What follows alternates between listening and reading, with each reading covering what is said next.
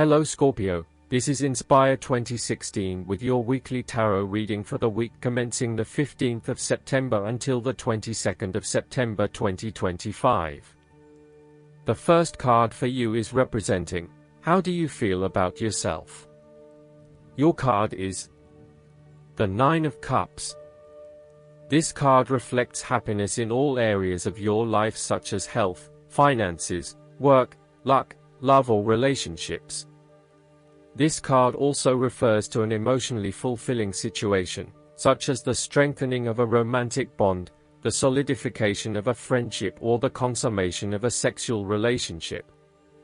It shows that joy and happiness are within your grasp. In fact, you probably already have them. It is a sign to enjoy the abundance of life and to feel each of your emotions as if you had never felt any of them before. See the perfection all around you.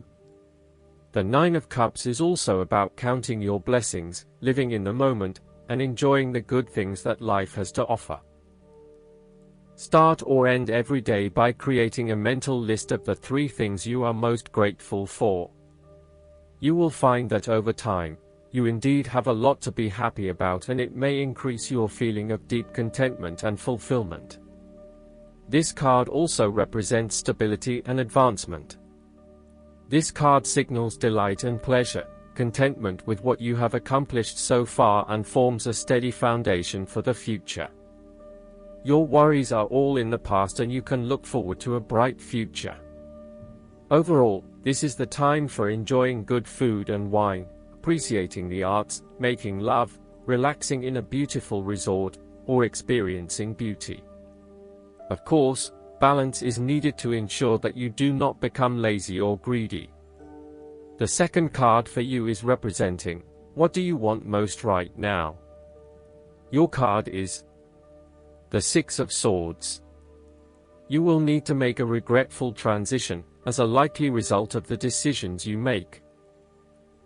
You know that in order to move forward, you must leave something important behind, and while you do this with some regret, you know that in the long term it is the best option for you. There are times when you will be forced to let go of something to which you have been attached, and the process of letting go is often quite challenging. However, the sadness of your loss will soon be replaced by greater clarity, bringing about a renewed acceptance of change. Do not be afraid to let go of whatever it is that is holding you in the present or the past. Instead, look to your future and choose the best option that has the greatest long-term potential. There are going to be some hard decisions and some compromises that you will need to make, but this is ultimately a rite of passage that will take you into a new phase of your life. You need to realize that you are now headed towards a much better position in life. You have endured, or are currently enduring, a difficult life transition, but as a result, you will be more able to deal with what may come. Do not dwell on the past or what you have left behind. Instead, use this as an opportunity for changing your beliefs about yourself, moving away from whom you used to be and towards whom you really want to be. Sometimes the only way to solve life's problems is to leave them behind you and go somewhere new to start over. While it may feel as though you are giving up or being a coward, escape is often the only approach left when all others have failed. The important thing now is that you chart a new course that will lead to greater happiness and joy. The Six of Swords also shows the need to draw upon a state of mental clarity, logic and objectivity in order to examine where you have been and where you are going. This mental clarity will also serve to smooth the way ahead, and make the passage from negative to positive as peaceful as possible. You can use your intuition to guide you through easy situations and call upon your impartial and analytical nature when it is needed for a more complex decision. The third card for you is representing your fears. Your card is the Seven of Cups. You are afraid of making the wrong decisions. This card is a card of illusions, temptations, and diversionary tactics. Your views of life at this time are a bit illusory, and may tend toward fantasies that cannot actually be realized in the real world. There is an unwillingness to deal with the day-to-day reality of life, and a need to get your head out of the clouds. You may be feeling unclear about what you are really searching for in order to become fulfilled. You may also be hiding something from yourself that probably has to do with your subconscious emotions. These illusions and diversions need to be stripped away and seen for what they really are. You may find that returning to the energy of the Six of Cups and finding yourself in more familiar territory, such as the family home or the area in which you grew up, may have a calming effect. This card can suggest that you are refusing to examine yourself and to ask yourself what will truly fulfill you. Instead of taking a few quiet moments to reflect, you are using every waking hour to consume yourself with the active pursuits of things which may or may not satisfy you. You need to stop and give yourself some time and space to think carefully about where your best intentions lie. On a more positive note, this card can indicate a time when you are finally breaking through a fog of confusion and illusion to focus on your chosen goal. With resolution and purpose, you are now setting your intentions and finding solutions. The fourth card for you is representing what is going for you. Your card is the Three of Cups.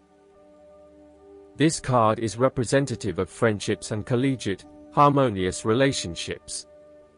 It is a time when you are open to helping others, which in turn means that others are open to helping you. It is about spending quality time with your loved ones and your friends. You may find that by turning to your friends, you receive the love, support and compassion you need right now. There is an oneness shared between your close friends and you, and there is a general feeling of sensitivity and sympathy with one another. The Three of Cups heralds a very sociable period.